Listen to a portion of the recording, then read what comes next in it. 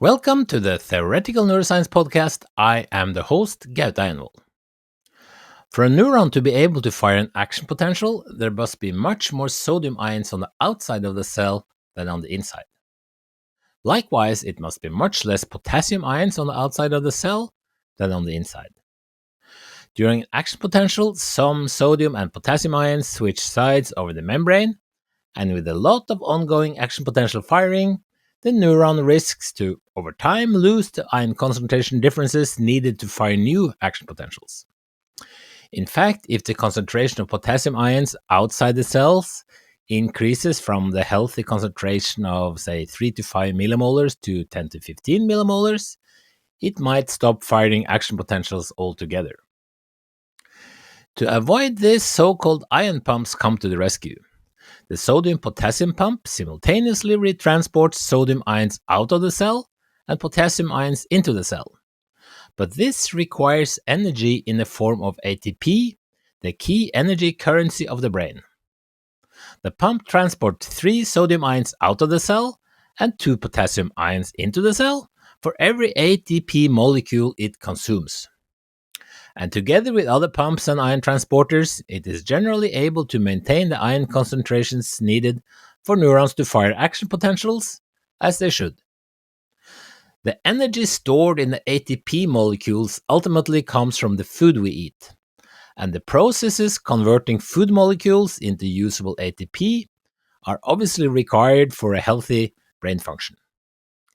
These so-called metabolic processes are performed by a large collection of different molecules inside cells, such as amino acids, nucleotides, vitamins, enzymes, and so on.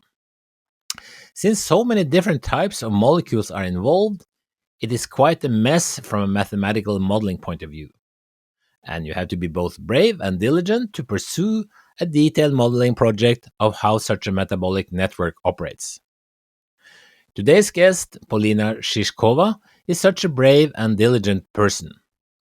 As a PhD student at EPFL in Switzerland, she developed a huge metabolic network model comprising a neuron, including also its electric dynamics, an astrocyte, as well as blood vessels providing the food nutrients to the cells.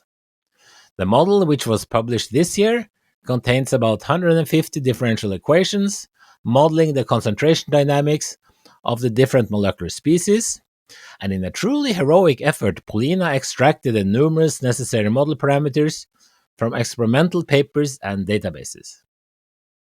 Several experimental studies have shown that the metabolic activity seems to be reduced in the brains of older people, probably contributing to, or at least reflecting, our reduced mental capacities when we age. After first working many years to develop the model, Polina wondered whether it could account for observed differences in young and old brains. And indeed it could.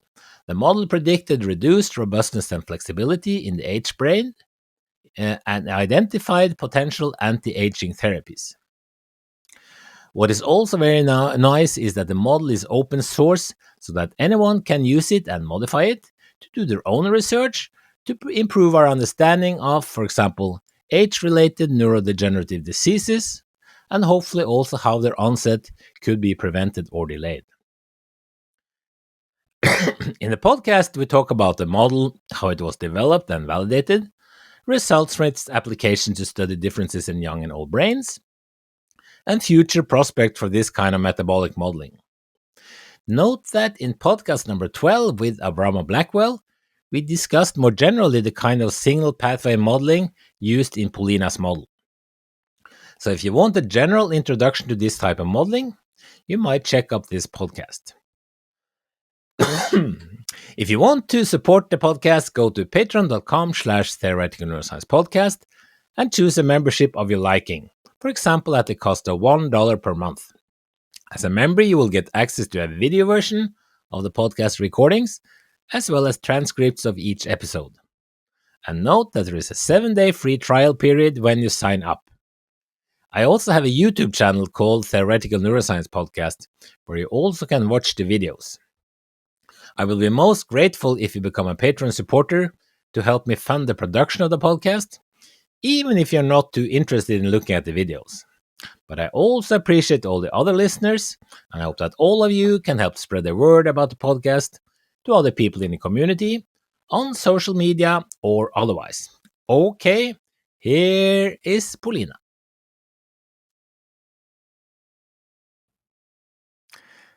So, welcome to the Theoretical Neuroscience podcast, Polina Shichkova.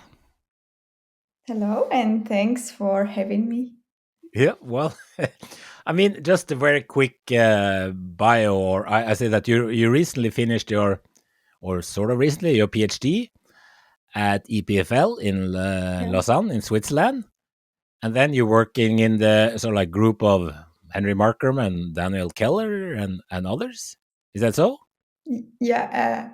Well, I finished my PhD in 2023, in summer 2023, in Okay. the Blue Brain project. That is the kind of like a big lab at EPFL led by Henry Markram. And Mm, then Daniel Keller was my co-supervisor, and we mm, also worked a lot with Jay Cogan, who was kind of like a senior scientist postdoc there. Yeah, like senior scientist, I think. They're okay. all different, Yeah, yeah. titles and things. Also, Mm. like a co-supervisor, and with some other colleagues at the Blue Brain. Yeah.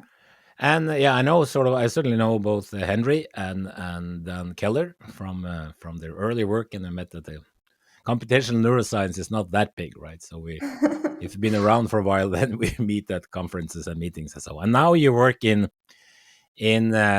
something called Biognosis. Yeah, it's a company in proteomics, also in Switzerland. So, when you Okay. want to stay in Switzerland, Yeah. choices are not that many, and I wanted to find something quickly. But I Okay. think it was a really great match because I do a different type of things, but also very interesting, and I'm now Yeah. close to the data where it's generated and Yeah.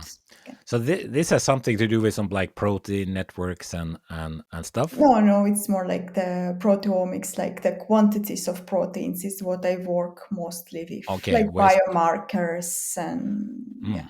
And this is this also in Lausanne or in Geneva or where is Oh, it? no, it's actually in Zurich. Zurich. Okay, so you moved inside Switzerland. Okay, Yeah. so okay, but this talk is this talk our discussion our chat is going to be about metabolism and the modeling of metabolism Yeah. and I guess is metabolism is that can I say to be like energy conversion from like the food we eat to usable energy for the brain. Yeah, yeah, Yeah. pretty much So close by. how do you call it? We can It's like also include like how the energy is used for building something or how mm, it's break how things get broken down mm, for this energy extraction for various processes, like in the context of the brain it would be the neuronal firing or mm. synaptic transmission or everything else that needs energy. Mm. So, I mean, so do you call it's like neurometabolism? Is that like the name of the field, or brain metabolism, or Brain metabolism, yeah, I brain would say metabolism? so. Yeah. So, I mean, this is, I think, most neuro computation. Well, I don't, certainly most computation neuroscientists do not work on any metabolism networks. They work on, I mean, the standard sort of curriculum. Maybe if you go into computation neuroscience, is more like electro modeling of Sure, electrophysiology and and Hodgkin we Huxley. actually have this part in the model. Yeah, you do That's that. Okay, yeah. but that's so that's We do electrophysiology and Hodgkin Huxley. yeah, that's cool. So that is sort of, but then what people know less about is, of course, is how to model these metabolic systems, and so these metabolic systems, then it's is it sort of like a I mean, it's going on inside the cells, and it's like in terms of model, is it like network of chemical reactions? Is Yeah, that? so when you look at just metabolism, that's Mhm, going to be well, mostly inside the cells. If we mhm, talk about the number of enzymes and the processes, however, you also need the transporters on mhm. the that will transfer the glucose, for example, And well, from so okay, outside so of that. I Yeah, want to go slow here because all of these things are molecules, right? yeah, yeah. So transporter And molecules are proteins, actually, like yeah, what I protein. currently work on. So exactly. So they're all so transporters are actually so just to make sense. So you have the like proteins which are then made based on the recipe in the DNA and then Exactly. transcribed via RNA.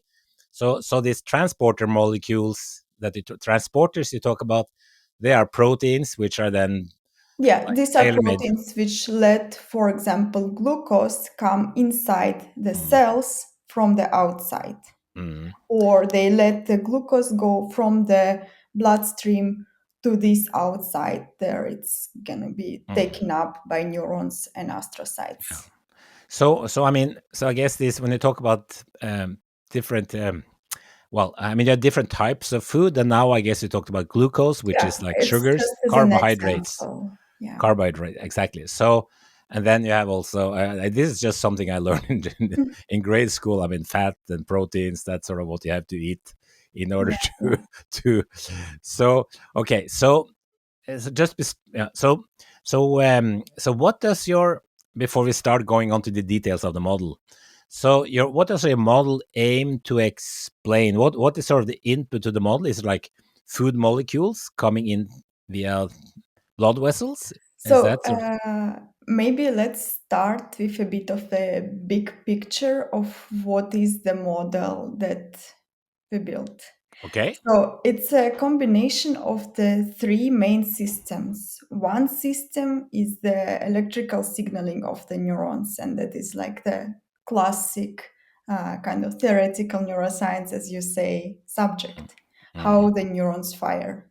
The other system is the blood supply of the nutrients, mm, mostly talking about the glucose and then also lactate and ketones. And mm, also it supplies the oxygen to our system.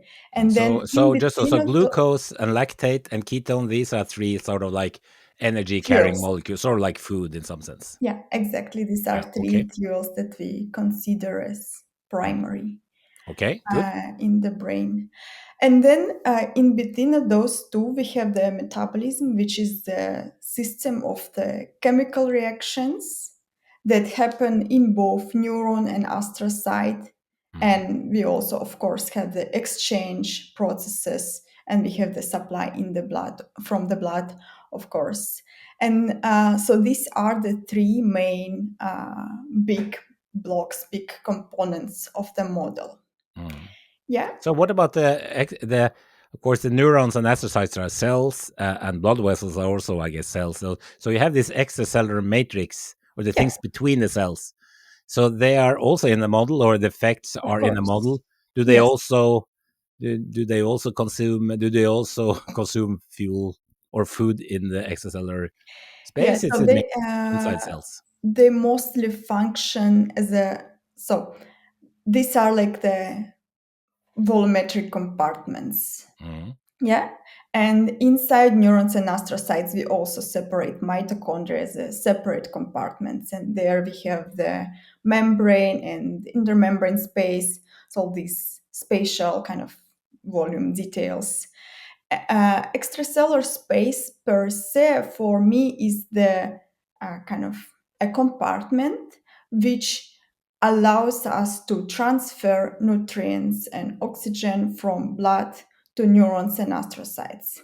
mm, And for example, for the glucose, we have even more fine grained subdivision of this extracellular space. And then for the lactate and ketones, it's just the extracellular space. And the reason is that for glucose, there was a detailed model in the literature of how it's being transferred. So we could use that and provide these extra details mm. as well.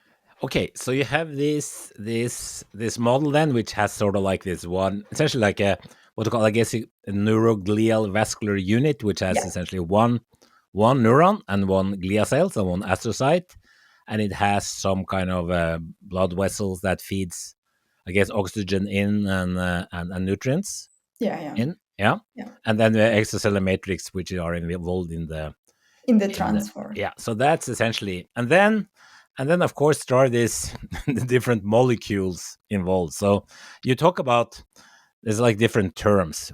So so now I'm going to ask a set of questions. Some of them I actually know the answer to, but I just do it for the for the for the listener who are sort of maybe haven't looked into this. But some of them I actually don't know the answer to, so they are real questions. So for me, so you talk about metabolites? What is the definition of metabolite? Yeah, so that's basically any substance, any molecule that is a participant as a product or a substrate of the chemical reactions, Okay, like glucose, for example, and other. Like it's mostly for us are the small molecules mm, when we talk about this model, but it can yeah. be many things. Because so like oxygen and carbon dioxide and glucose and all these things are called metabolites. Oxygen, it depends. Yeah, okay, okay. So, but at least you need Yeah, like oxygen in there. Yeah. depends how you Okay. really Yeah. strictly Okay. talk about it. So when like people inside the field, like you talk Yeah, about yeah, the how metabolites, they you talk about are. glucose and the more. So for me, like when in the context of this model, the metabolites are these glucose, pyruvate, lactate, Mm, glucose s- six uh, phosphate, whatever else. so in These some sense, ins and outs. Yeah, small molecules that carry energy that will be yeah, yeah, used, right? And then because then you have something when enzymes, which are these proteins that yeah, help yeah. along these reactions, because you won't call those metabolites. No, no, those I will not. No, and then Even though in some context, again, yeah, there okay, are uh, processes happening to yeah, proteins. yeah, In this model, we don't really modify them. So yeah. proteins are like the functions, and metabolites are the variables. Okay, I see. Yeah. So and transporters are also then like Yeah, proteins that they help are do also things. proteins, they are also functions. Yeah, They are almost the like enzymes. elements which define the dynamics of the variables. And then you have something called circulatory factors. What are Yeah, those? that's just the broad term for the stuff in the blood. Ah, the stuff Yeah, in the blood. Okay, the things yeah. that comes with Yeah, yeah, from the like yeah. it's also like blood metabolites, other Mm, molecules in the blood. We don't have many in the model, and the mm. blood module of this model is rather simplistic compared to the other parts. Uh-huh. But there was like the separate project on the modeling blood flow in the brain at that time, and yeah, Okay.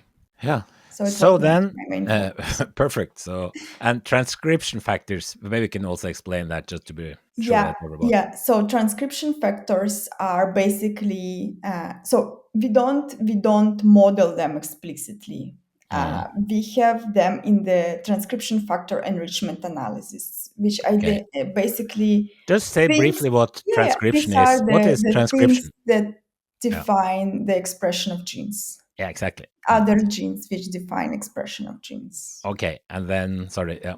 And then transcription factors are something which is sort of it's sort of like implicitly included So or this is what we get in the analysis of the model results. Like basically, once we built the model, simulated it, validated it, we mm, wanted to know what's in common between the proteins, the enzymes and transporters that were the most critical for uh, the system. I see. And for that, they did some sensitivity analysis, some Mm, calculations of kind of mm, flexibility, adaptability, and the stuff like that. yeah.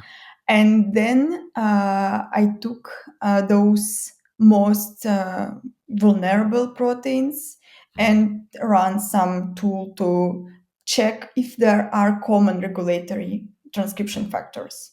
okay. So that's like coming in the post analysis of the model. Okay. Exactly. So and then I just want to this ATP that is sort of like that's sort of like the sort of like universal energy coin. You talk a lot about like when you like the output of this Yeah. model network is really how much ATP can you produce, and that is sort of what is like the cell in So some that's the sense like currency. yeah the So cell the energy ATP is currency. the currency in the Mm. system. Yeah. The cells produce ATP Mm.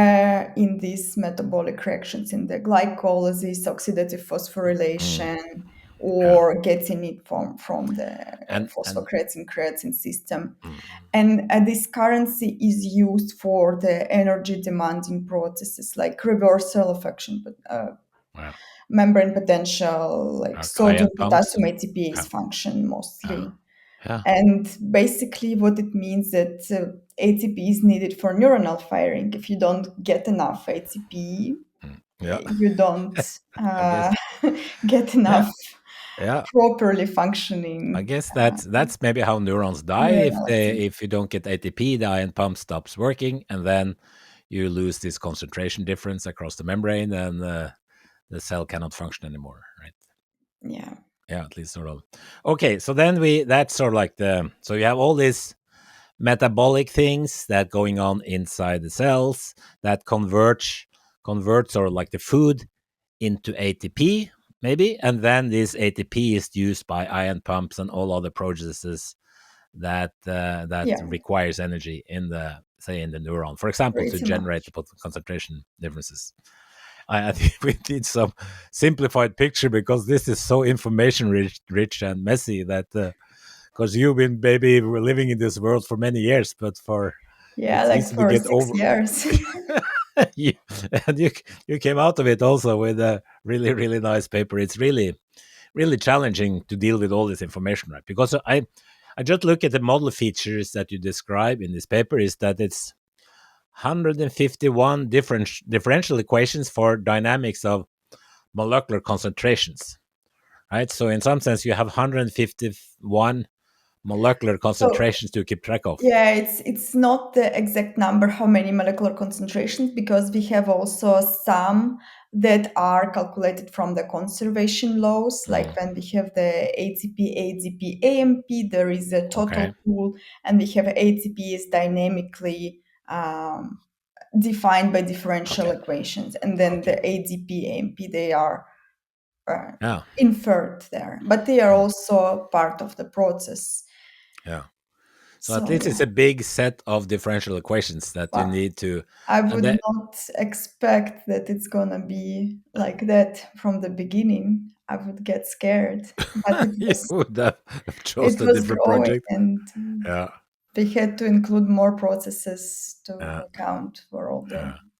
So factors. this is essentially a large set of first order, typically then most of Yeah, yeah. differential equation, where it's like Yes, the time derivative of the concentration of this particular molecular exactly. species. Yeah. And it's not only the metabolites or Mm, molecules, it also includes the membrane potential and mitochondrial membrane true. potential and Mm, some variables for the blood flow.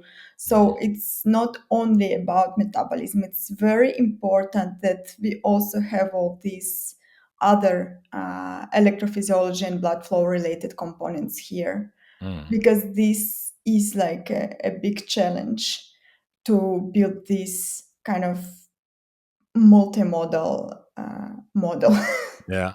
to Well, include these yeah, very different types of processes yeah. because like the neuronal firing is very fast and metabolism and blood flow they are much slower Mm. compared to the firing, so we get a very bad computational problem when we try to optimize anything or fit Yeah, because these are very different time scales. yeah. So I guess it's called get this stiff equation set. Is that what it's called in? When you have very different time scales in your differential equations, then it sort of is. Yeah. Yeah, yeah. Anyway, but you also say so. Then you say that you have 183 processes, and what do you mean by processes? So that's the enzymes and transporters and other functions that affect the dynamics of what is dynamically changing. So Okay. basically, when we take, for example, one differential equation, we have, like, for example, the change, the concentration of glucose Mm. in the neuronal cytosol, let's say. So we would need different functions that affect how it changes. We would need the glucose transporter. We Yeah. would need then, like, the Mm. hexokinase, and then this would be these processes. We cannot just say one word like enzymes, or even two Mm. words transporters, because there are also some functions that are more generic, that are related, for example, to Mm. the NAD, NADH shuttle, or in the blood flow. Yeah. So by processes, I mean the functions in the system of equations that Mm. affect the dynamics of our Exactly. variables. So can you say that if you say have, well, on the order 150 differential equations, and then you have like 183 processes that describes sort of like the terms on the right hand side of the equality Yeah, side yeah, of this, yeah. right there, of this set of differential equations. Oh well, that's and then you also say that you have 16,800 interaction pathways. Yeah, this is the sensitivity analysis thing. Okay. I don't really like the word interaction pathways, because it's a bit like, some of these are really biological interactions, but some Mm. of these we don't know if they exist or not. Mm. But in the model, we can test if there is some interaction between the different things. It's So basically mm, how we can compare the effects between all the components of the model, how they are linked. okay, yeah. Yeah. So it's a way to analyze, so like in Yeah, it's like way the to post analyze this. analysis of the Yeah, I model. guess Yeah. because this here we are into this. I guess this is what called systems neuroscience, or like signal pathway analysis. So I guess this, maybe this interaction pathways is sort of like a is that sort of like a traditional or established tool to analyze this kind of It's messy large scale connected systems, or the sensitivity analysis is, I would say, a traditional thing, yeah. but we went a bit like further uh, by looking at the sensitivities at rest versus during the stimulation in young versus old, and calculating some kind of the new metrics, how we compare these things. hmm, So yeah, it's just a bit of the extension of what okay, is yeah, normally used. okay, so now you But have that, this. that was actually a very interesting extension, because there were things we didn't expect to see. At least I didn't Yeah. expect to see. Hmm. Of course, I think your background is in physics and bioinformatics or something, or So I before you did, start on a PhD. Mhm. yeah, yeah. I did bachelor's in applied mathematics and physics, and two masters, one in applied mathematics and physics and the other in biotechnology.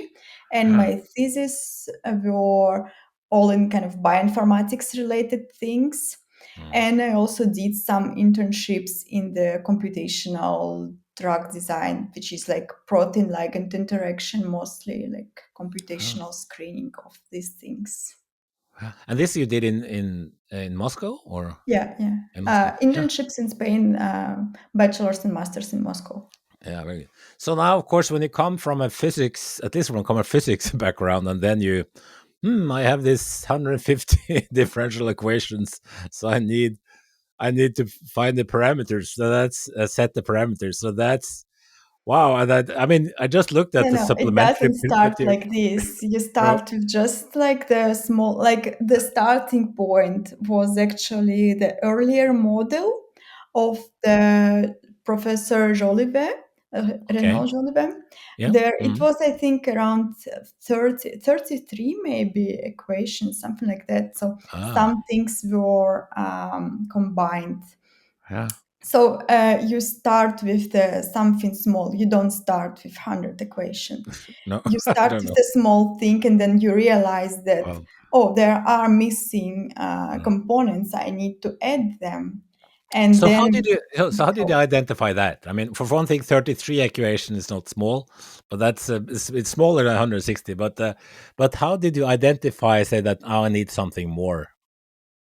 Wait, so yeah, what was the typical signal that you needed something more? yeah. So basically, when the model doesn't converge or doesn't tell you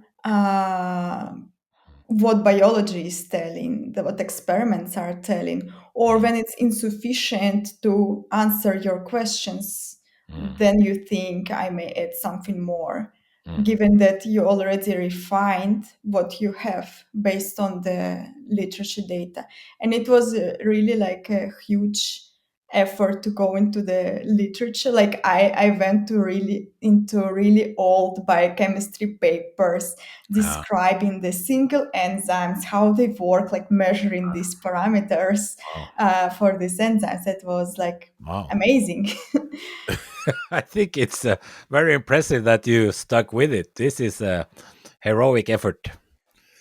Yeah. So, that yeah. that was like how you get data. Of course, there are like databases like Brenda and others, but then it's still when you want to be sure in your parameters, you need to go to the source because you never know like whether it's relevant to the neurons, whether it's Mm, relevant to the brain, and even whether it's mammal or yeah. rodent. What is the system where the parameter is coming from? Like you Mm, need to go to the source very mm, often. yeah. And the other interesting point is that there are, of course, differences between neurons and astrocytes in Mm, metabolism in these enzymes and different isoforms and the transporters. So that's also the other challenge where you need to search in the literature on what is expected to be different and what is expected to be similar, and it will not necessarily be reflected in the numbers that you need. Like it will probably not be the Michaelis-Menten constant of some enzyme or like turnover number. It might be reflected in the difference in expression, and then you would apply some scaling factor depending on the expression difference. So these are some interesting things. mm. So then you sort of had like, I guess it was like an iterative process, and you Yeah, expanded the of model course. and so on. But nevertheless, you had to sort of specify all the, I mean, processes, I guess, like these coupling terms or these of the all the parameters of these differential equations, and then you also, maybe that's not so critical. Then you also need to have some guesses for the initial Of concentrations of course. this. Yeah, No, they are very important. yeah, mm, And that's where we also go into literature. And the main struggle, let's say, for the model building was that we wanted to stay as close to the values that we find in the literature as possible for all the parameters and mm, initial concentrations. yeah, Because if you give a lot of uncertainty, a lot of freedom, you can fit something, but mm, and then how close it's going to be to the biology. If mm, you stay as close as possible to what's reported, you have kind of more confidence in your model and your okay. results. So that's So then what you do, your goal was then to make this model and to make it, for one thing, that the model should actually be get should converge, meaning that it shouldn't sort of explode or go to infinity yeah, or oscillate. Just getting it to reach this steady state values, that's probably wasn't too easy either. not at all. Not at all. Of course. I mean, Yeah. but that's also the point where we know that something is missing. Mm, When okay. you have these things, you are kind of that are supposedly working, but something is going off, then you think, okay, maybe there is some inhibitor, some activator, some other molecule that is important, or enzyme, so mm, some process that we are missing. mm, And that was indeed like sometimes the case, that adding these new components would stabilize the system or refining some parameters yeah, further would also help. mm. Yeah. So okay, so then and then you started. So the goal was to get to this reasonable steady state. So you needed to try like for many tries, I guess, many initial concentration parameter choices, and then you ran the model for a few seconds biological time, or how long did you have to run it biological time to get to this I typical would predicted actually state? need to check the paper No, because but I now I mean, is don't it even like remember. No, no? Is no, it like it's hours or yeah. days or seconds or no? You mean the computational time or No, what? I Or don't care now. I'm going biological? to No, well, I'm biological time biological is time like at the scale of seconds. Yeah, I seconds, yeah, can't say now. and then and but also Less for the than a minute. yeah, okay. What about computer time? I mean, you Yeah. were running on a normal computer or office computer, or is it some So, supercomputer? well, when I was working on the model, of course, I've been using the Hmm. cluster Yeah, because, like, we have it. yeah. Would be not And what wise to kind of yeah? So use. do you have But it a? runs on the Hmm, laptop. It runs on the laptop in a very reasonable time. And we also made a Google Colab notebook. It's a hmm, bit slower on the Google Colab than on the laptop that I have, yeah, all right. but still runs and still like mm, Okay.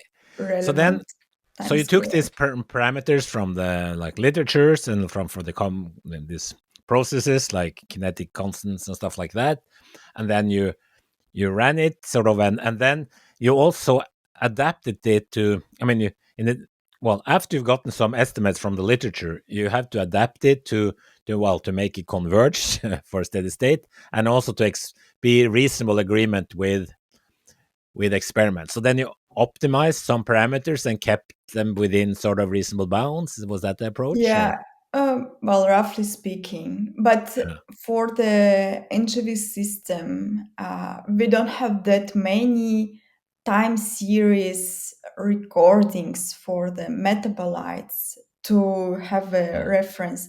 Like, of course, if we had the time series of many metabolites, we could just use them, fit the parameters, do it kind of top down, but we did it the bottom up, starting from these individual enzymes and all this stuff, as we didn't have much ground truth dynamics for this. I would say mm, there are like a few things that are known, like for the NADH, for the redox. Then there are like some fMRI outputs kind of things, yeah.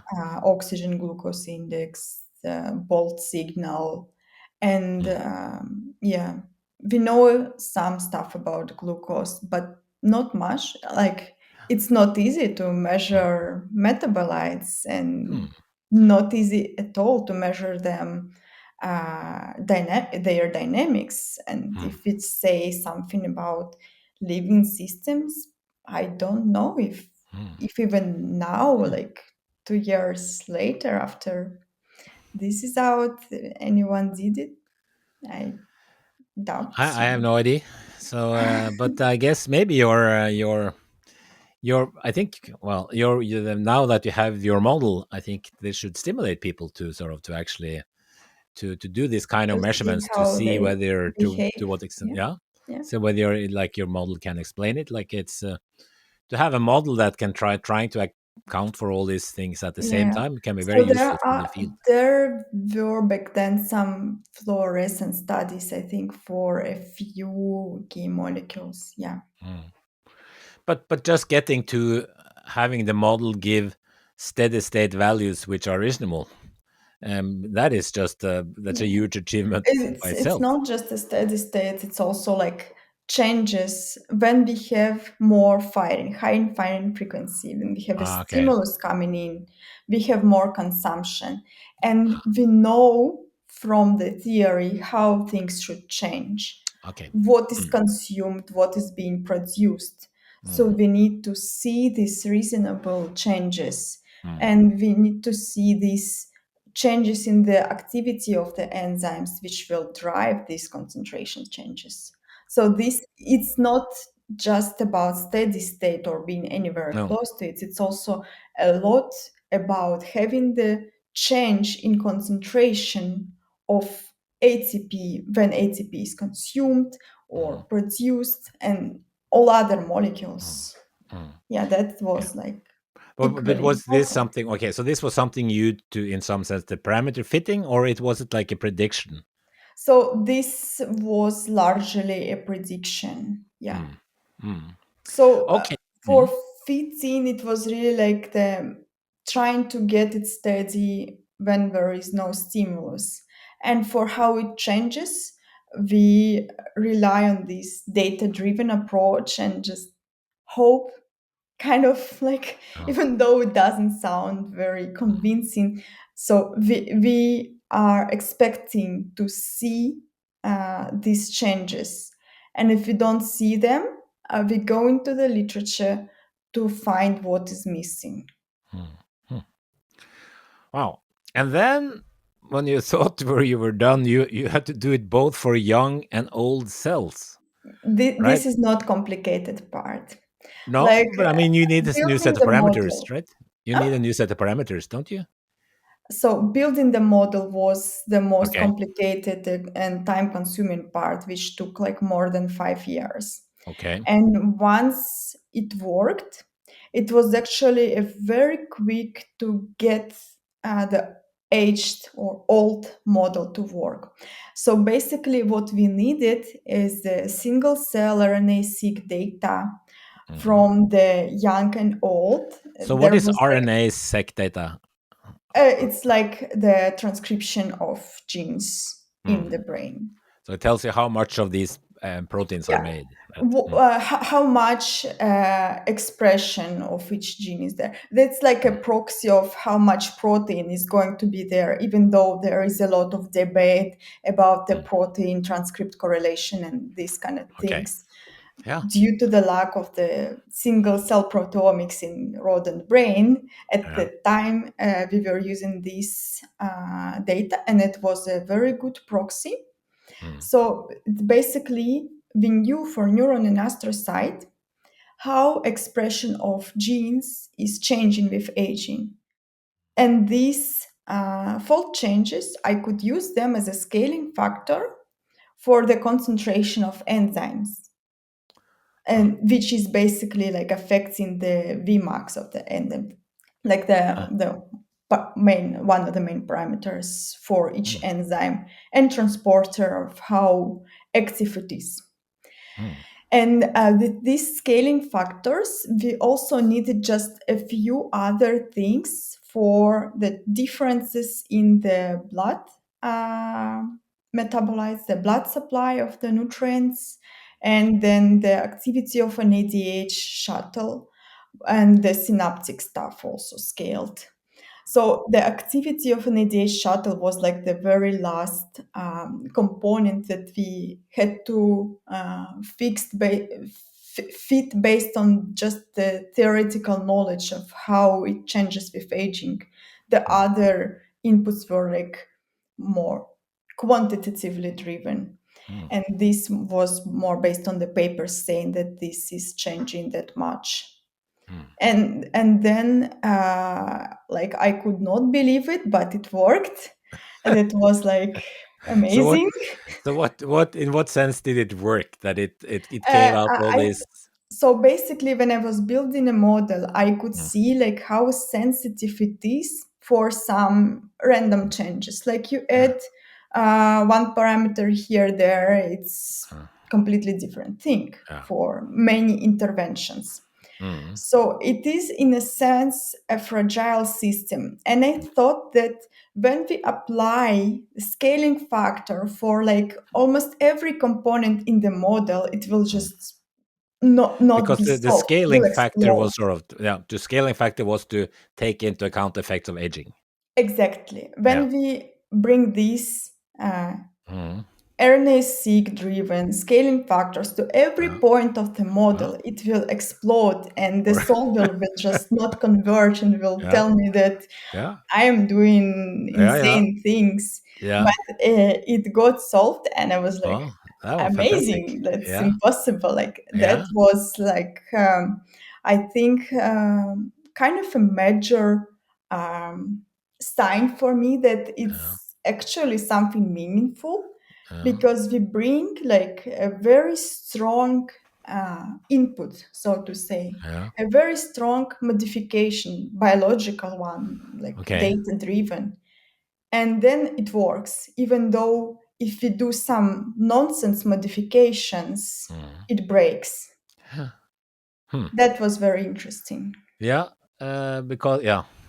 Now, because this is sort of how should you think about a model like this? Because it's obviously you have some parameters and as you said, it's quite brittle or it's like sensitive to changes.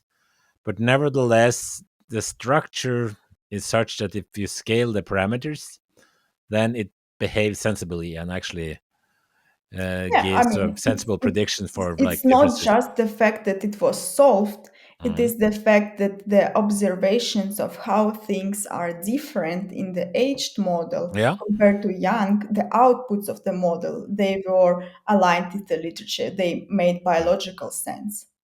Like we know what things are like in aged versus young, Mm. and we could see these reflected by the model outputs. Yeah. Really, really cool. So now we're going to start some of the like the looking at some of your results that when you apply this model. Yeah. And so, what is the main thing that like when I'm older than you, and but just wait, soon you'll be as old as me. But things life is running fast. But anyway, so then the ATP. What are the main differences if at the molecular level between you and me? Say, given that we are otherwise identical, you have more ATP production or produce you. Yeah. I mean, it's a difficult question. Yeah. No, I mean, but Yeah. you said okay. No, So what did you I see in your think model? like Yeah. the very important aspect, the very important learnings that we had was Mm. about the NAD, NADH, and redox state, and that Okay. was Now these are two molecules which yeah, are NAD and NADH. metabolites in the Yeah, they're model. metabolites, two important metabolites which Yeah, are associated with yeah. So it has a particular role maybe in predicting these or yeah, making they are differences. particular in their regulatory role, and Mm. in this model they regulate the energy production like Mm. heavily. I see. And that's not only their function, but we didn't have like all the biology, of course. Mm. And this was something that showed up in the model Yeah, somehow. yeah. So the ATP production is lower than in an So aging brain. The ATP is important, Uh, but it's largely like the readout of other processes. okay. In of course there are like lots of interdependencies and Mm. regulation between all these components, Mm. and like it's also an interesting question whether reduced energy supply and production, like what is primary, reduced energy supply or reduced energy consumption or reduced energy supply, what is Okay. driving aging, like it's another good question. Yeah. But I think like the very important is the regulation of all these um Mm. tons of metabolic reactions, and Mm. that's their the redox state defined by NADH. NAD is, I think, the Mm. most important component. Because you can see if you do this, I guess this positron emission tomography, these PET studies, you can see that there is differences in In young brains and old brains. That in the oxygen. old brains uses less Yeah, food in yeah, some sense. yeah, Yeah.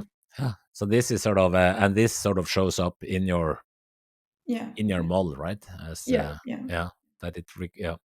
So and then one thing you well when you say difference between like young and age brain, is it like a 1% thing, or is it like a 10% thing, or what is sort of a what is or 100% thing? Probably not a 100% thing because even I have No, some. like it would be different for different aspects. Like we also compared the difference in the action potential shape, in the action potential amplitude, for Mm, example, for the firing.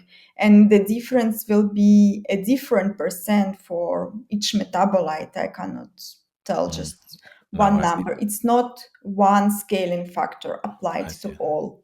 It Huh, is like absolutely different for different huh, elements. huh.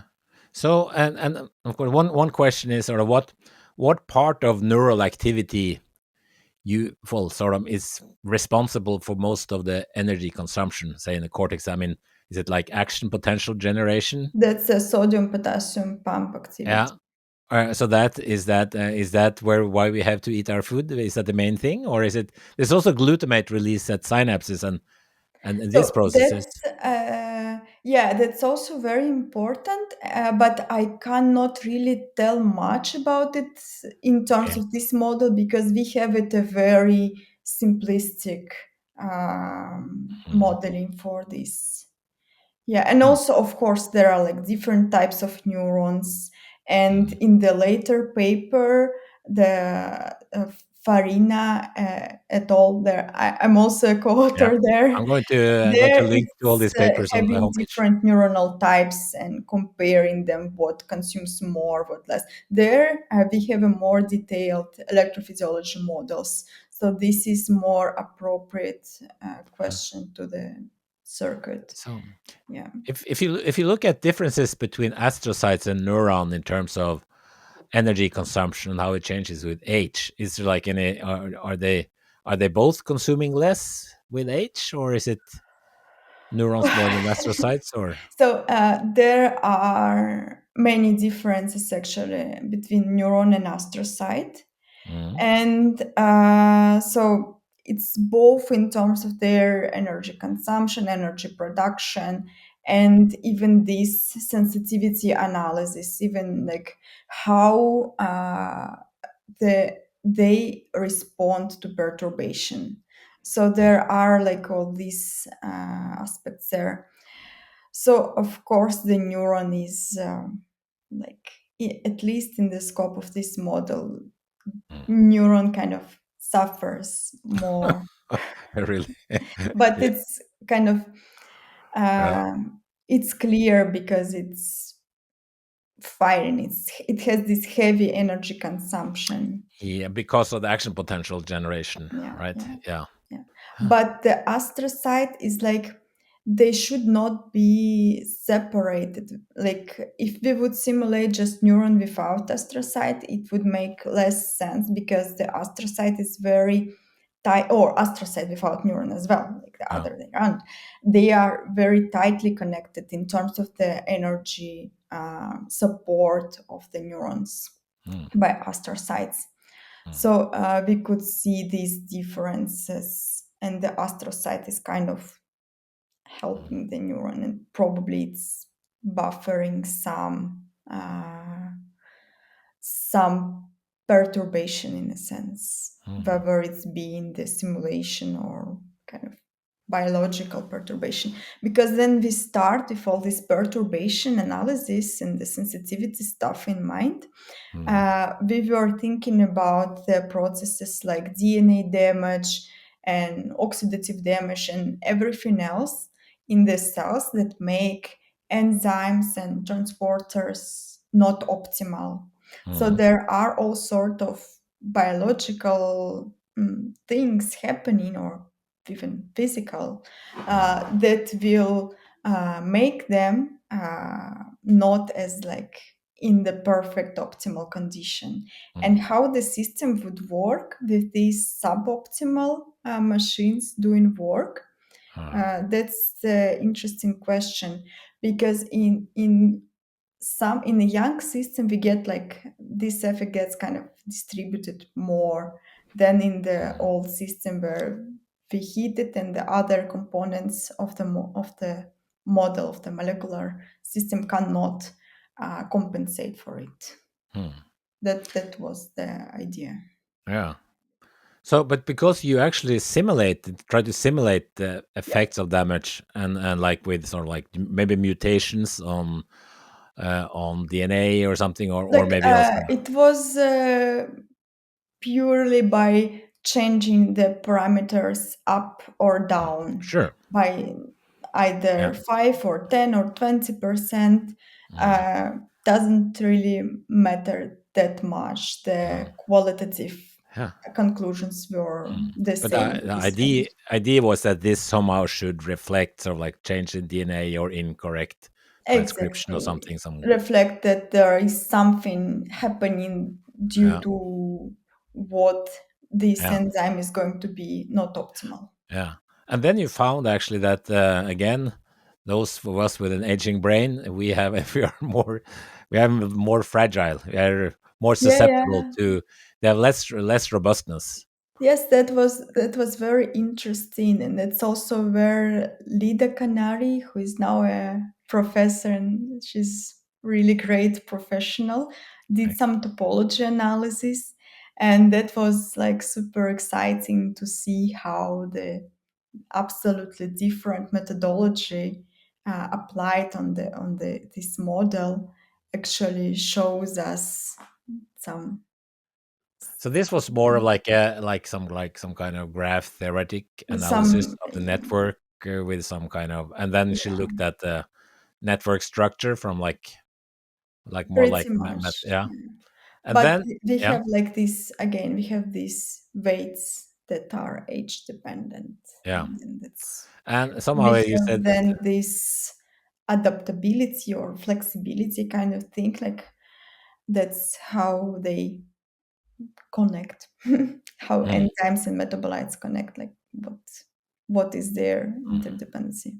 So it said that in the paper you say that this age network, that like this connection, whatever graph, whatever, breaks up into islands Yeah, yeah, to yeah. come. So That's it must basically when you filter the edges, you each edge between the enzyme metabolite, it has mm, the weight depending on this sensitivity analysis. It's the extension of the sensitivity analysis, and then you mm, filter by weight, and you see how the yeah. conductivity changes with Mm. different thresholds. So one thing you describe in your paper is sort of this something called the astrocyte to neuron lactate hypothesis or something. Yeah, I mean, we are not the first to work with this. It comes from the very early studies. Sure. Yeah, Hmm. that's about the astrocyte giving some lactate to support neuron and the neuron taking it up and then using it for the energy production.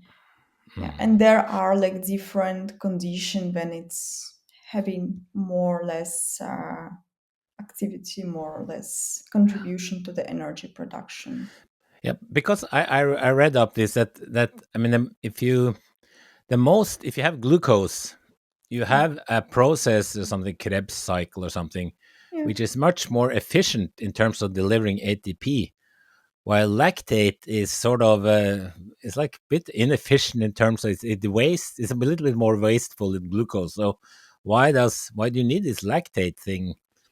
And Well, so the Krebs cycle or TCA cycle is basically kind of the input to the oxidative phosphorylation to the electron transport chain, which is this efficient process of getting mm, energy.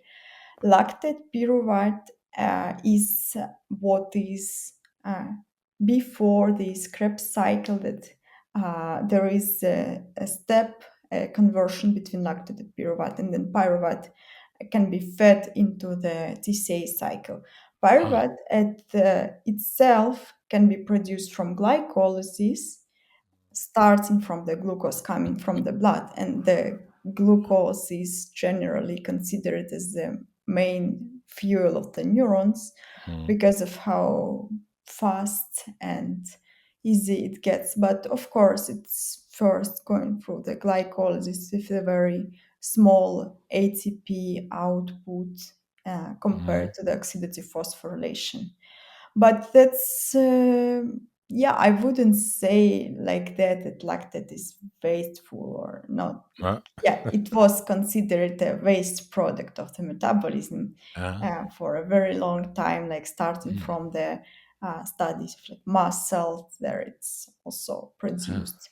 mm, But it is an important fuel in some conditions, mm. and it's also an important signaling or regulation factor.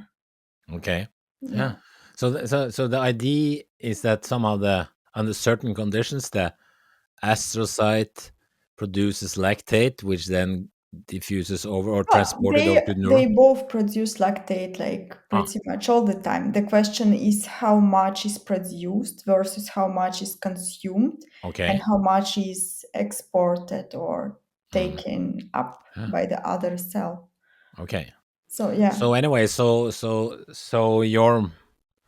your model turned out to be compatible with this Yeah, idea, or mm, yes, yes. yeah, And it was the other interesting thing was to see how the rates of these processes also change with aging, of course. yeah, yeah, Yeah, that exactly, was yeah, interesting. yeah, And and what we also experimented, because we that's, don't know exactly how yeah, some things change in aging, like yeah, what we experimented a bit changing the ratio of the aging scaling of the glucose and lactate in the mm, blood, how it affects. Like there is a lot of the gradient importance, I think. But yeah. yeah. So, so I mean, so this is so why do we age to begin with? I mean, why what why do we what's this? I mean, it's just so wear and tear that makes up this network, or is it so that you're making bad molecule? Or what's really so? What is your molecular perspective on aging? So that's a good question. Of course, there are these great papers about hallmarks of aging and what it consists of. And it's not just molecular wear and tear, it's a lot of other processes contributing to it. Mm, It's both the oxidative damage and other molecular damage, telomeres, shortening stuff, and all the things related to the autophagy and yeah, yeah, but it's a complex process. I think if someone would just identify a very single root cause of aging, like this yeah. person would be like, Very popular. I don't know, a hero. But Yeah, I don't think yeah, this single cause yeah. exists. But it's certainly not like seems like there's some kind of planned aging, right? Meaning that there's some kind of process that is sort of, or maybe that's also not ruled out. I don't know. I Yeah, don't know. I don't yeah. know. I mean, you That's could not sort my of area of no. expertise But to anyway, so you one thing you do is sort of course discuss. there are. Uh, I mean, there are people, or there are obviously many people would like to age slower, as you know. So there's so you also identify some potential drug targets. Yeah, yeah, that's Yeah. I also don't want to age, of course. No. I don't think there is any single person who won't. No, I don't know. Probably not. Well, some people actually, I remember some people when I was a student who sort of wanted to look older. I don't know, they dressed like old people, or a little bit sort of they want to get some more, I don't know, more some, I don't know what it was, seriousness. I don't know. Okay, I was not okay. that person. I don't know. So, I don't know. yeah, no. But yeah, we indeed tried to see what can reverse the age system into the young ones. Mm, And for that, we had like kind of two groups of starting points. mm, One is to target the enzymes and transporters that we identified with the sensitivity analysis as the most vulnerable. Mm, And the other is to model the effects of the known interventions that are good for kind of general health and aging mm, slower and all these things, mm, and to the extent we have them in the system. So one was like starting with these vulnerable enzymes. It was more like mimicking like some super targeted therapy. And mm. this other group was like diet, exercise, and NAD supplementation kind of modeling. Yeah. And because we had them in the model, of course, there are like other factors. People think about other molecules, but we would not have their targets in the model. So with this, it was very interesting to see that the combination of diet, exercise, and NAD could achieve like comparable results to the very targeted therapy.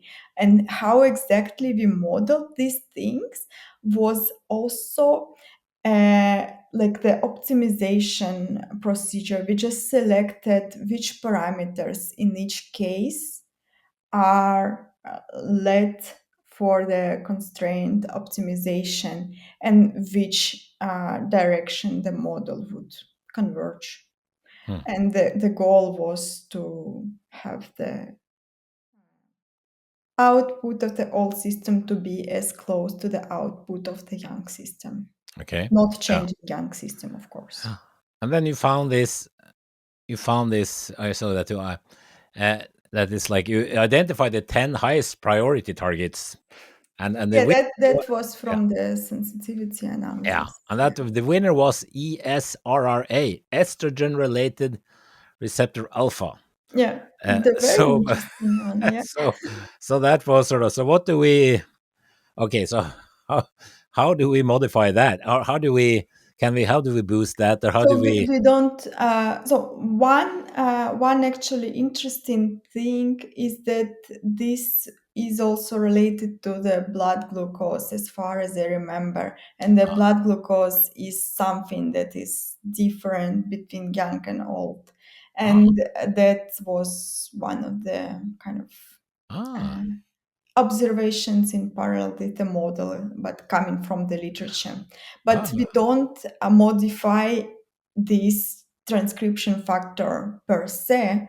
With this kind of therapy, we tried to see uh, how the targets of this transcription factor would need to be modified. I Like see, we yeah. don't have exact mechanism for it. Because isn't there now, I'm just sort of, I remember, isn't there some studies where they have sort of put like blood from young mice into Ah, old yeah, mice? there were some studies like Yeah. that.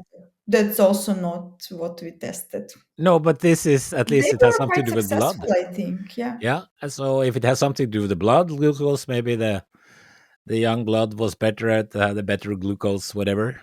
So yeah. Well, the nutrients levels are different, but also like there are all the cytokines and Mm, lots of other things that might be important yeah. signaling Yeah. molecules and yeah. So I also, I mean, this, I think you call this, that the three main factors, which is sort of like self help things for reducing aging, is like, I guess, diet and Yeah, diet is exercise. basically the levels of glucose, Yeah. ketones, lactate, the glucose and ketones, and the levels of lactate in the blood.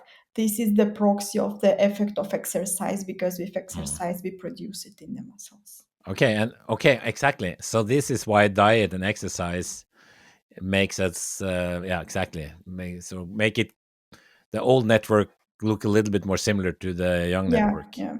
Yeah. And it can be related to this experiment with mice that you described.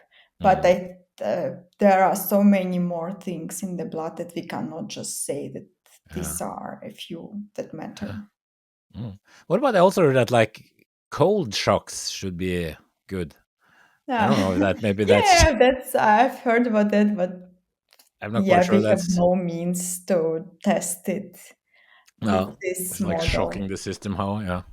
Yeah. Yeah, I mean, it's if we look at the entire biology of the brain, we Mm, are in the very, very beginning, even this mm, large model. For example, we don't have microglia, which is like super important, mm, and yeah. many other Mm, aspects. Even inside the neurons and astrocytes, we still miss a lot mm. of molecular processes. Yeah. So, but at least when you sort of mimic the effects of this diet, exercise, not Yeah. boosting, then and you saw that it's sort of then you Working. were able to come back to young, Yeah. young network. But the action potential shape is Yeah. not So so you for can. that, we still needed to reverse the sodium potassium pump to its Yeah, young expression levels. And yeah, that is something tricky. Like, yeah. yeah. So I don't know. Has that been? I don't know. Has that been seen in experiments that the action potential shapes of say old mice is different from young mice? So Or I think there was a difference in amplitude. yeah, yeah, There think was so. something. Um, I would need Mm, to check. Yeah, but I remember seeing something about mm, the aging and the electrophysiology changes. mm. Yeah. Also, yeah, cool. Yeah, the voltage base, the mean firing frequency, we have it in the supplementary materials Yeah. in No, I the think you video showed in in the the paper. I table. was more interested in the. I wondered about whether it was seen Yeah, yeah, experimentally. we have the Okay, references comparing to the literature. cool. Some of them, yeah. So, I mean, in the model, you assume no. You took the parameters. I mean, you had to be sort of quite pragmatic about getting parameters. So you got it both from in vivo and in vitro, Like like mostly both in in living vitro. animals and Yeah, yeah, of in course, like there yeah. are differences, and not even all are from mammals, I think, in the end. So is We it take what we have and then we yeah. optimize those that are like when I was like having all these parameters, and not only parameters, but also the initial concentrations, Mm, for each value, I have some level of confidence depending on from where it comes from, like what was the experiment, what is the study organism model, like all mm, these factors, they actually contribute to how I set the bounds, the constraints for optimization. Yeah. mm, yeah. Yeah, one can say that this system is far from being like mouse or rat or something, but I think there are like still many similarities between organisms, Yeah. and we can say that this reproduces Yeah. quite well Yeah. the So your outputs model we expect to is see. are most of the data from rodents or rats and mice or So I cannot really count exactly to tell you, yes, mm, it is. yeah. That was the goal, but Mm, I don't know if we end up mm, being strictly consistent with this goal or not. mm. We never checked. Yeah.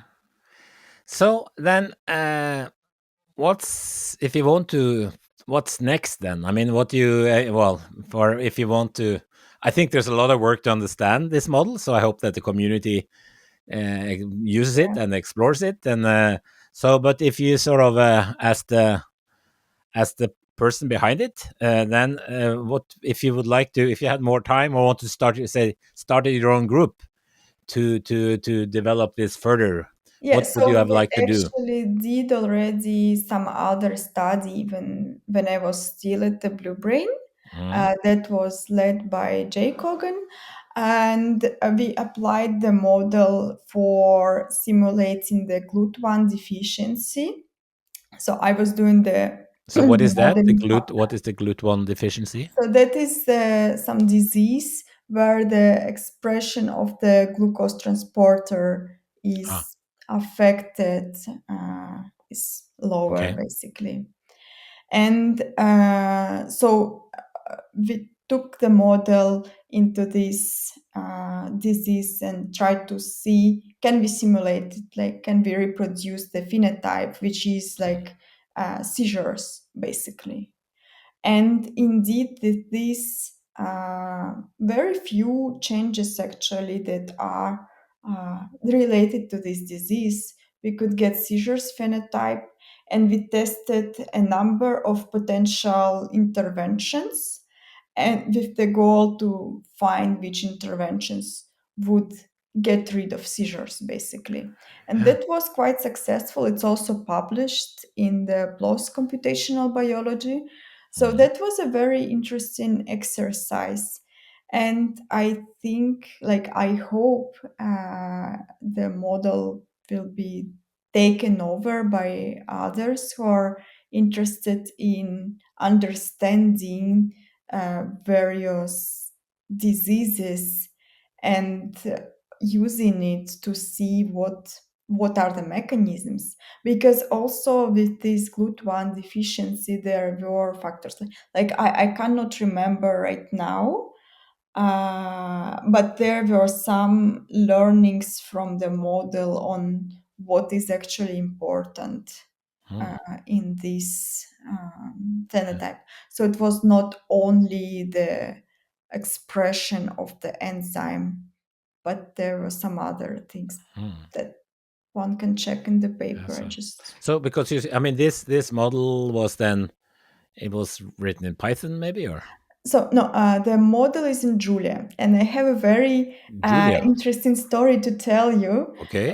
why Julia. So Julia is a very modern language for anything in the computational modeling in particular. It's for mathematical stuff coming like from MIT people, I think, and it's just amazingly fast and Ah. has a huge number of solvers. So the funny story is that in the beginning of my PhD, I took some Python course at EPFL, and I was Mm. starting the model. There are all different tools. Like some people do it in MATLAB, some people do it Mm. in like Copassi, Neuron Ah. Simulator, and to Mm. name a few. Like there are others, Python, of course.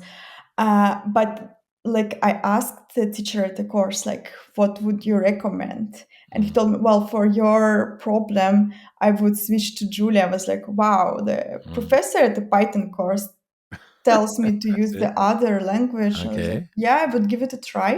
Uh, And it was actually really a game yeah. changer. Mm. So, because of the solvers available there for the stiff system, where we have like this also huge difference in how fast and slow different processes are, it Mm. was really great. It was really working fast and solving things that the other solvers did Is not that handle. is that also open source and free, Yeah, or? yeah, like it's Mm. like Mm. anyone can go use Yeah. it. It's like Python. Also, Yeah. syntax is very similar to Python. Like there Yeah. was pretty much Yeah. like I guess no most of entry it. difficulty. Yes, It's most of it is just specifying the equations also. So yeah, yeah, yeah, yeah. so that's sort of a huh. Cool. And then I mean, your neuron here is like a point neuron, and well, so I mean, you have spatially extended neurons. Maybe I think you have. And on Would you this, think that's important, or? yeah, here we have a very simple Hodgkin-Huxley type model, and with just like a Yeah. very small changes to Mm. the class 6, and yeah, like mostly related to the sodium potassium pump, of course.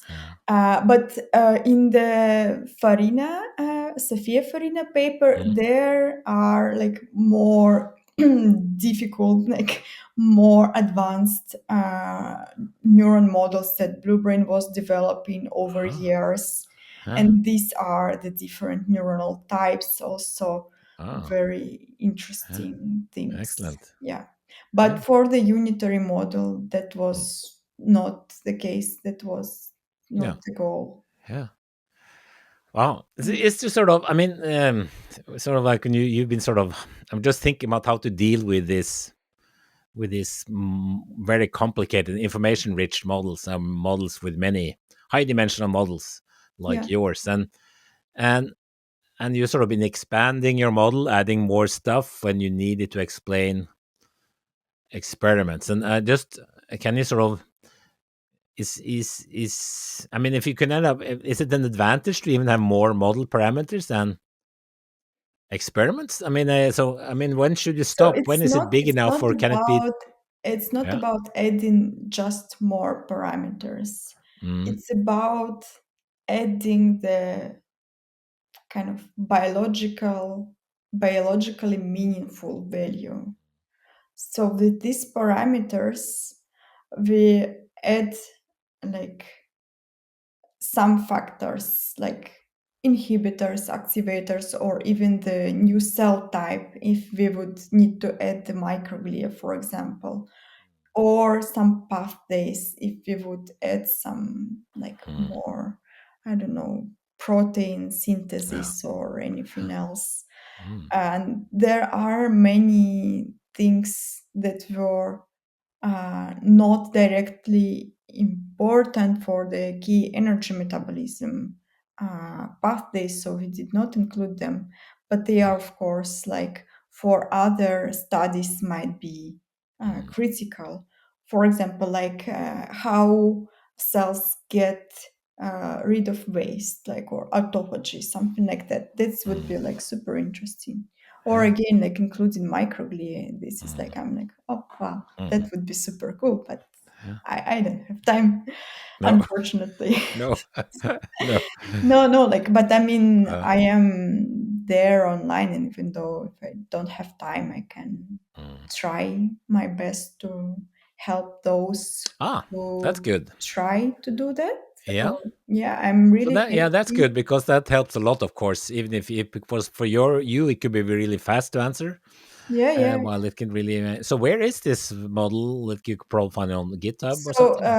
the model is on GitHub, on Google Colab, and Mm, also at the Open Brain. That is like the post Blue Brain thing. yeah. Mm, There is a lot of support, I think, to use it, and also in the circuit. mm, But I am not part of that initiative. Yeah. mm. Yeah, but there are like some people with whom I Okay. worked in the past, they are there, So and just they write are to Polina if you're amazing. interested. That's But sort of just telling all the listeners to write to Polina if they want to use it. well, yeah, kind of. Yeah, Yeah, yeah, that's good. I mean, So, of course. Yeah, one question. I mean, of course, when a general neuroscience question when people in neuroscience is sort of what does really glia cells do, right? And there's all this because they don't fire action potentials, and there's all these suggestions of why you have glia cells. So, based on your experience and long, yeah, when developing and running this model, if you should sort of say something short about the role of glia cells, or would you be able yeah, to do that, yeah. or So, of course, I I might be wrong, I but know. as this is currently not my main area of work, I will let myself be wrong and criticized by others. Mm, But to me, the main function of the glia cells, at least in the scope that we could see in the model, is the energy support to the neurons and the kind of buffering of the perturbations that happen again to this entire system. So they work as like this mm, support and buffer. yeah. Uh, yeah, but of course there are many studies telling about their signaling function in glia transmission and all the Mm, like some actually, calcium waves, like some calcium related stuff. yeah. And I'm pretty sure they do a lot more Mm. than just support of the neurons. Actually, But one thing that I mean, our group studied was sort of this possible role of potassium buffering. If you get too much yeah, potassium in extracellular space, that causes problem for the neurons. You can true, get into this true. depolarization block. But if the astrocyte can sort of buffer it and transport it away, it's Yeah, also yeah. that's more on the janitorial side of a function, Yeah, but that's yeah, also, so it probably has several functions. yeah, So it yeah, can, yeah. for sure. Mm, yeah. So now, of course, you are quite young, and but what? I don't know. Yeah, It's all relative. yeah. Also, all relative. That's true. I think you're you're very young. Anyway, so I'm pretty young too compared to some people. So, but what do you do to while you to reduce aging? Have you sort of, has it changed your lifestyle or? Yeah, yeah. Oh, that's a very interesting question. So, of Mm, course, when you see the reports by others that, oh, you should do this, mm, as a scientist, you take it with a bit of the criticism, probably. yeah, Like, or like you're at least skeptical. I Yeah. do. Like, Mm, okay, but what are your methods? What uh, is your, there were a okay. number of Yeah. uh, on what you made these conclusions, like why so, Mm, am I sure in your results and so on. But when I spent like 6 years doing this thing that I know, like at the okay. time I knew, like I Yeah. don't know, I would wake up in the night and do it Uh, again. mm, Now of course not, but that time I knew it very well. yeah. So I kind of tend to believe that thing more. And yeah, of course, I do exercise and Uh, aerobic exercise and yeah. And running, and and I try. diet. Ah, Diet. Do you have like particular things you eat? I Or have not a very specific diet, but I no, do try to eat healthy foods mm, mostly. Yeah, like I more do pay vegetables? attention to what I Yeah. eat. Yeah. Yeah. Mm, And sometime actually I did a calorie restriction. I tried that things. uh. Yeah, that was working pretty nice. And I actually also take the NAD supplements, even Ah, you though do? like So I'm not I do too, actually. fully I sure. yeah. Yeah, yeah, yeah. So that is And then the yeah. yeah. I don't But what know, but about? I mean, I talked to an age scientist here in Oslo about this, and she's been studying this on. I mean, on this C. elegans and stuff. This, and yeah. she, because I started taking this NAD booster stuff, and she said, well, I'm a little bit sort of uncertain because it can also boost cancer cells, right? True. That's a very kind of double-edged sword, Yeah, or how do you yeah. say it? So I Yeah. don't. So this is sort of. So this I still do it, but I'm not sort of. It's. So she didn't really show. So she took some. But she took some like oil from some kind of krill or some kind of Astaxanthin. Yes, I yeah, take something. that as well. Yeah. Yeah, you take that as well. Okay. Yeah, Astaxanthin exactly. and omegas, Yeah, that's even this though one. it's also like not fully Exactly. sure. I Yeah. mean, it's all like, I mean, I'm not a doctor, and that is not the No, advice to exactly. anyone. Of course, Yeah. that No. is just what I am experimenting with based Yeah. on No. what I Sort of. could see. I'm. And yeah, Hmm. Oh well, this no, was. I these don't are know. Yeah. these are very interesting things. And of Yeah. course, like I am a bit like cautious with Yeah. all the supplements and the things. But Mm, what I am confident about is that the diet and exercise yeah. are definitely Mm. the things that The are thing is that the doing the good pills. stuff. That's true. I try to do that too, but but it's the thing with pills is that they're easier to take than to exercise and diet sometimes. So it's but anyway, diet and exercise that goes that's always a good choice. That's like the diet meaning healthy, the Yeah, calorie restriction, not eating too much, and then maybe of course healthy food also with them. yeah, yeah, and Yeah, optimizing like what yeah. you eat. Mm.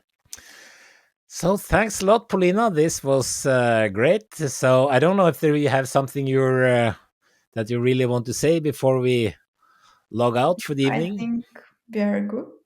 Yeah, Yeah. and yeah, if someone wants to try it, have questions, they can Mm. always Yeah. reach out on LinkedIn or yeah, Yeah. I will email. certainly make links to your papers Oh, and thank also to you. you on the episode homepage, so then people can reach you Thanks.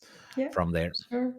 No, I'm Okay. happy if it gets more useful and Yeah. used by others. Of course, this And is why we do science, right? We yeah, like people to use our work. yeah, And especially this model, which is sort of like really seems to be state of the art in yeah, terms of this kind of model.